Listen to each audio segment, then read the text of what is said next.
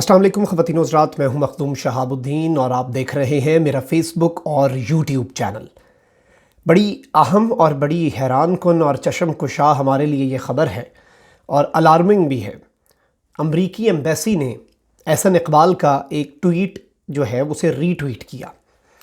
उस ट्वीट में क्या लिखा हुआ था, अमरीकी एम्बेसी ने उसके ऊपर क्या अपनी क्लैरिफिकेशन दी और कितनी भोंडी वो क्लैरिफिकेशन है, उसका तो हम पोस्टमार्टम करेंगे ही।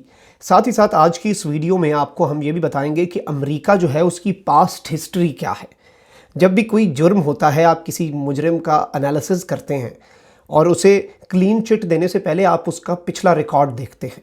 तो अमेरिका ऐसे केसेस में आदी मुजरिम रहा है। अमरीकी एम्बेसियाँ जो हैं वो ममालिक के अंदर सियासी मामलात में मुदाखलत जो है वो हमेशा से करती आई हैं और अमेरिका के जो मफादात हैं वो भी यही रहे हैं। तो इस पूरी सूरत हाल को और इसके साथ साथ जो अमरीकी एक सिक्योरिटी फर्म ब्लैक वाटर थी, जिसका नाम अब उन्होंने तब्दील कर दिया, नई पैकिंग में जिसे ले आए हैं और जिसका बहुत कम लोगों को पता है, उसके मुतल्लिक भी आज की इस वीडियो में हम आपको बताएंगे। लेकिन उससे पहले अगर अभी तक आपने चैनल को सब्सक्राइब नहीं किया तो आप सब्सक्राइब कर लें और घंटी के निशान को भी दबा दें ताकि मेरी आने वाली तमाम तर जो वीडियोज़ हैं वो आप तक पहुँचती रहें। और इसी तरह मैं मुकम्मल ईमानदारी के साथ जो हक़ाइक़ पर मबनी ख़बरें हैं वो मुस्तनद ख़बरें आप तक पहुँचाता रहूँ। ये वाक़या है 10 नवंबर का। अभी की पहले ट्वीट की बात हो जाए, फिर इनका बताऊँगा कि ये ब्लैक वाटर के ज़रिए अभी नया नाम रख के ये क्या खारिस्तानियाँ कर रहे हैं पूरी दुनिया में। 10 नवंबर का एहसन इकबाल का एक ट्वीट है। इस ट्वीट के अंदर एहसन इकबाल ने वॉशिंगटन पोस्ट जो है अमरीकी अखबार, उसका एक आर्टिकल जो है उसका स्क्रीनशॉट लगाया और साथ अपनी कैप्शन लिखी, साथ अपने ख़यालात का इजहार किया, अपना फ़लसफ़ा झाड़ा साथ। अच्छा, अब उसमें लिखा क्या हुआ था जो इन्होंने पहले शेयर की चीज़, इन्होंने लिखा Trump's defeat is a blow for the world's डेमागोगस and dictators. ये जो लफ्ज़ है इसका मतलब है या तो ट्रंप की जो डिफ़ीट है, ट्रंप की जो हार है, वो दुनिया भर में आमिर जो हैं उनके लिए एक चशमकुशा चीज़ है और उनकी आंखें खुल गई हैं कि अब हमारे साथ भी ये होगा। और जो दूसरा लफ्ज़ इन्होंने इस्तेमाल किया उसका मतलब होता है एक ऐसा लीडर जो कि बदज़ुबान हो, दूसरों पे इल्ज़ाम लगाता हो। एहसन इकबाल ने इसके साथ लिखा we have one in Pakistan to. हमारे पास भी एक किस तरह का नमूना पाकिस्तान में है। He will be shown way out soon. उसे भी बड़ी जल्दी हम इसी तरह बाहर का रास्ता दिखाएंगे कि तुम निकल जाओ, इंशाल्लाह भी लिखा एहसन इकबाल साहब ने। अब इस ट्वीट को कोई मसला नहीं, अपोजिशन है वो तो इस तरह की बातें करती आई है। मरीम नवाज़ भी जो बाइडन के साथ अपनी वफ़ादारियाँ निभाने के लिए डोनाल्ड ट्रंप के ख़िलाफ़ बातें करती रही और अभी इलेक्शन के बाद अलबत्ता ये इनकी बड़ी अच्छी आदत रही है।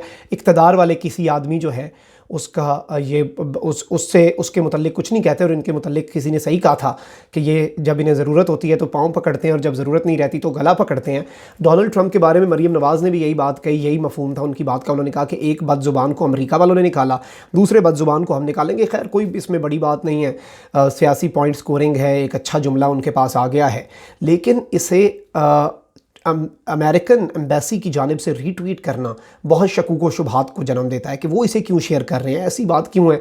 अलबत्ता वो अपने जो उनका मौजूदा सदर है उसकी भी तज़हीक कर रहे हैं, बेशक करें, उनकी मर्ज़ी है। हमारे वज़ीर आज़म की कोई बाहर वाला बंदा तज़हीक नहीं कर सकता। एहसन इकबाल इससे ज़्यादा गालियाँ भी लिख देते इमरान खान को। हमें एहसन इकबाल पे कोई गिला नहीं था, वो इस मुल्क के शहरी हैं। लेकिन ये बाहर से आए हुए घुसपैठिए जो हैं ये किसी भी सूरत हमारे मुल्क के मामलात में बात नहीं कर सकते। इसके बाद ट्विटर के ऊपर एक ट्रेंड चला।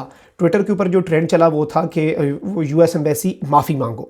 अमरीकी एम्बेसी मरती क्या ना करती उन्होंने जी, ये इनका पहले तरीका वारदात ही है। पहले आप ट्वीट दें, बाद में आप उसे डिलीट करें, काम हो जाता है आपका, खबर बन जाती है। ये जैसे नून लीग के अयाज सादिक पहले बयान देते हैं, बाद में वजाहत दे देते हैं। वो बलूचिस्तान की आज़ादी का JUI वाले साहब ने पहले बयान दिया, बाद में वजाहत दे दी। ये इनका तरीका वारदात है और फिर इसे इंडियन मीडिया उठा लेता है इन चीज़ों को। इसके ऊपर यूएस एम्बेसी ने जो क्लैरिफिकेशन दी, भोंडी क्लैरिफिकेशन दी, उन्होंने लिखा dear followers, US embassy Islamabad Twitter account was access last night without authorisation. अब इन्होंने हैक नहीं कहा क्योंकि अगर ये हैक कहते तो फंस जाते, क्योंकि हैक कैसे हो सकता है अमरीकी। अच्छा, कहते हैं कि एक अनऑथराइज्ड पोस्ट है, ये इसे ऑथराइज नहीं किया गया। इसकी 2-3 वजूहात हो सकती हैं। एक तो इनकी ये खारिस्तानी है, दूसरा फिर कोई ऐसा बंदा इनका ट्विटर मैनेज कर रहा है जिसके अपने पॉलिटिकल ख्यालात ये हैं और उसने गलती से इस अकाउंट, प्रोपेगेंडा अकाउंट के बजाय असल अकाउंट से ट्वीट कर दिया है। وہ بھی الارمنگ ہے ہمارے لیے. اور ایک آپ کی اس اپالوجی سے کہ اگر کوئی کنفیوژن ہوئی ہے تو اس کے لیے اپالوجی، غلطی نہیں تسلیم کی، کہا کہ اگر کوئی مس انڈرسٹینڈنگ ہوئی ہے تو اس کے لیے معذرت. یہ ایک انہوں نے اسٹیٹمنٹ بڑی ڈپلومیٹک تھی. اس پہ شیریں مظہری نے بڑا دبنگ بیان دیا اور انہوں نے کہا کہ ریجیکٹ ہے آپ کی، آپ جو ہیں ابھی تک ٹرمپین موڈ میں کام کر رہے ہیں اور آپ ایبسکانڈر جو ہے اس کی پارٹی کو سپورٹ کر رہے ہیں. آپ ہمارے سیاسی معاملات میں ہونے والے کیا ہوتے ہیں؟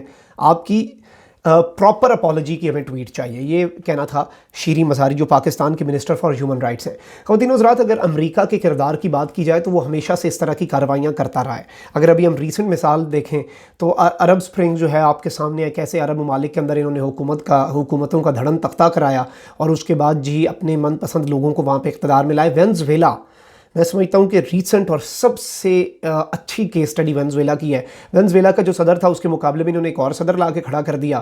امریکہ نے کہا کہ جی یہی صدر ہے، اور اس طرح سے ادھر دو صدر ہو گئے اور ایک عجیب سا وہاں پہ بحران پیدا ہو گیا. خیر اب تو امریکہ کے ساتھ خود وہی ہو رہا ہے جو وہ پوری دنیا کے ممالک کے ساتھ کرتا تھا. خیر وہ ایک الگ کہانی ہے.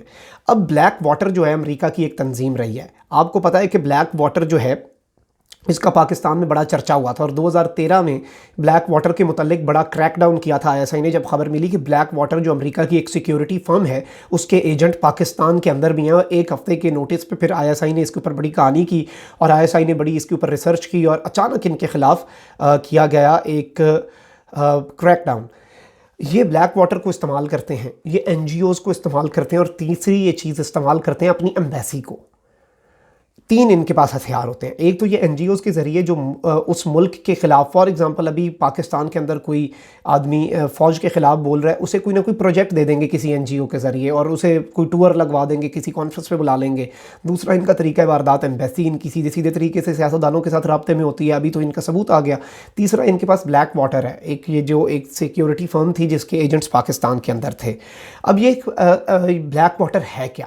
بلیک واٹر قائم ہوئی تھی 1997 میں، 1997 میں، اور یہ ایک پرائیویٹ ملٹری کمپنی ہے. لیکن اب دلچسپ بات یہ ہے کہ یہ اتنی کنٹروورشل ہوئی، اس نے ٹریننگ سینٹرز کیے، مختلف ممالک کے اندر اس نے کارروائیاں کیں، اور اب یہ اکیڈمی کے نام سے، اکیڈمی کے آگے وائی نہیں آتا جیسے نارمل سپیلنگز میں اس کے آگے آئی آتا ہے، یعنی ACADEMI، اکیڈمی کے نام سے یہ کمپنی اب کام کر رہی ہے. اور ابھی بھی اس کی جو اس کے سروس ایریاز ہیں، اس کی ویب سائٹ پہ اگر آپ جائیں اور اس کی ویب سائٹ کو آپ ایکسیس کریں اور اس کے سروس ایریاز دیکھیں تو ابھی بھی یہ کہتا ہے کہ ہم پوری دنیا میں سروس پرووائڈ کر رہے ہیں.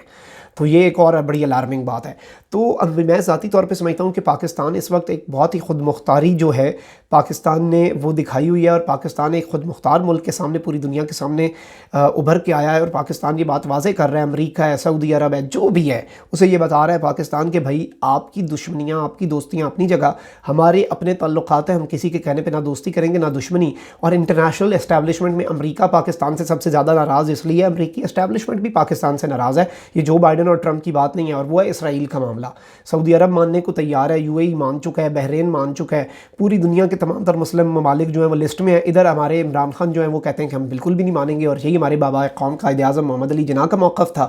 اگر ہم فلسطینیوں کے خون ناحق کے اوپر سودا کر لیں پھر ہم کشمیریوں کو کس منہ سے سپورٹ کریں گے؟ ہم دنیا کو کس منہ سے کہیں گے کہ ہم کشمیریوں کو؟ وہی سیم ہی دونوں کے ساتھ ظلم ہو رہا ہے. ہم یہ تو نہیں کر سکتے کہ اپنے ذاتی مفاد کے لیے، پیسوں کے لیے، اور ہمارے قرضے معاف ہو جائیں گے، خزانوں کے منہ کھول دیے جائیں گے، اس کی بنیاد پہ ہم اسرائیل کو تسلیم کر لیں. تو یہ ساری صورتحال جو ہے اس وقت ملک میں بن چکی ہے. اب امریکی ایمبیسی جو ہے اس پہ پریشر جو ہے عوام کا بھی ہے اور حکومت کا بھی. اور میں سمجھتا ہوں آپ لوگوں کے پاس سوشل میڈیا کی طاقت ہے، آپ حکومت پہ بھی مزید ہمیں پریشر ڈالنے کی ضرورت ہے کہ اس پوری صورتحال کو منطقی انجام تک پہنچایا جائے. یو اینڈ می، آپ اور میں اور پورے پاکستانی، اس پورے 22 کروڑ پاکستانی، وی او این ایکسپلینیشن. ہمیں ہمارا حق ہے کہ ہم جانیں کہ یہ خارستانی کس کی تھی. اگر US ایمبیسی کے اندر کسی نے شرارت بھی کی ہے تو اس شرارتی شخص کو بھی سامنے لائیں، اس گناہ گار کو بھی سامنے لائیں. یہ پوری قوم مطالبہ کر رہی ہے، ورنہ اس طرح نہیں چلے گا کہ جو آئے اس ملک میں اپنا جھاڑو پھیر کے چلا جائے اور جو اس کا دل کرتا رہے چلا جائے. وہ وقت چلا جا چکا ہے. اور اگر اس طرح کے چھوٹے موٹے کیسز کو بھی اس وقت ہماری حکومت اور اسٹیبلشمنٹ نے نہ روکا تو یہ ٹیسٹ کیس ہے. وہ پہلے چھوٹا سا ٹرائل کرتے ہیں اور دیکھتے ہیں رسپانس کیا ہے، اور اگر رسپانس صحیح نہ ہو، رسپانس آگے سے ماٹھا ہو، تو پھر وہ چڑھ دوڑتے ہیں. پہلے وہ ہاتھ پکڑتے ہیں پھر پورا آپ کو پورے کو نگل لیتے ہیں. تو اس چیز کو ہمیں سمجھنے کی ضرورت ہے. بڑی الارمنگ سچویشن ہے. آپ سے ملاقات ہوگی انشاءاللہ اگلے ایک ویلاگ میں. تب تک مخدوم شاہ آپ کو اجازت دیجیے. اپنا بہت خیال رکھیے گا, اپنے ارد گرد لوگوں کا بھی خیال رکھیے گا, اور اس ملک پاکستان جو کہ اللہ تعالیٰ کی بہت بڑی نعمت ہے, اسے اپنی دعاؤں میں بھی یاد رکھنا ہے آپ نے, اور اس ملک کا آپ نے خیال بھی رکھنا ہے. اللہ نگہبان. پاکستان زندہ باد.